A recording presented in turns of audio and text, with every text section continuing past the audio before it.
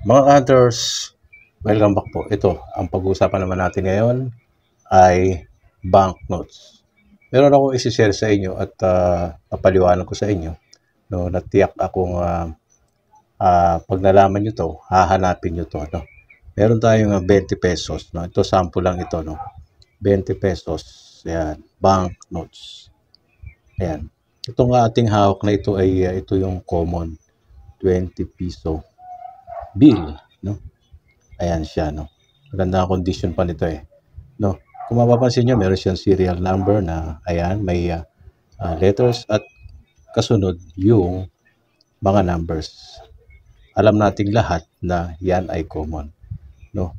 Ang hinahanap natin ay yung merong star or asterisk, no, sa unahan ng letters. Ano sa tingin nyo? Meron o wala?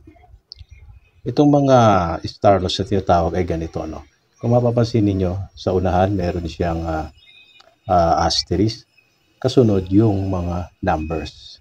Ayan yung pangkaraniwang talagang makikita sa star notes or replacement notes. Yung pong tawag dyan, eh, no?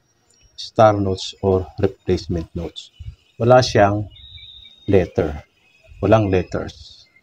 So, tingnan natin sa Philippine Fancy Serial. Sabi ito, ang star note o replacement note ay walang letter, no, prefix sa unahan bagkus asterisk, no, ang nakalagay dito, no. Hindi nabebenta ang star note, lalo na pag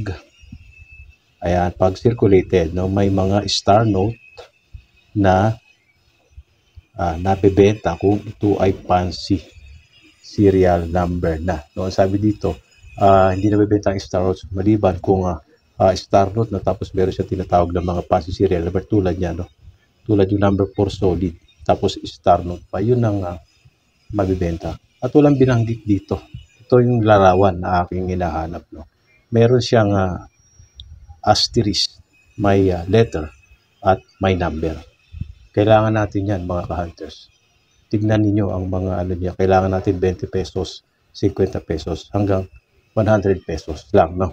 No, 20, 50, and 100. Dapat meron siyang star notes, may letters, at may numbers. Kompleto. Sabi doon sa Philippine Fancy Serial Number, hindi nabanggit ito eh, no? Ayan, so, wala pa record. Kasi ni Mista, wala pang record to. No? Kauna-una tayo maghahanap yan. So, dapat ganyan. Tignan na ninyo. Dapat at least almost uncirculated, yung malutong pa. Or, mas maganda kung uncirculated. Sigurado maraming magsasabi dyan, wala yan, walang ganyan, no? So, ako magsasabi, meron yan. Kaya nga hinahanap ko meron yan. Kaya tignan na ninyo kung wala kayong makita. Malamang rare talaga yan. So, ganito kaganda kondisyon dapat palutong, no? Crispy. Sa 20 pesos, 50 pesos, at 100 pesos. So, mag-iwan ko ng komento, pakishare ninyo para makita ng mga kasama natin na mga nagko-kolekta, mga numismatics, no?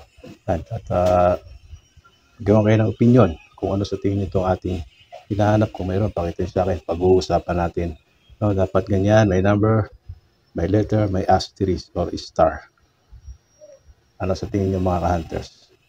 Hindi po to biro-biro. Tiyak ako meron yan sa tingin nyo. Kaya kailangan ko ng opinion nyo rito, mga ka-hunters. God bless.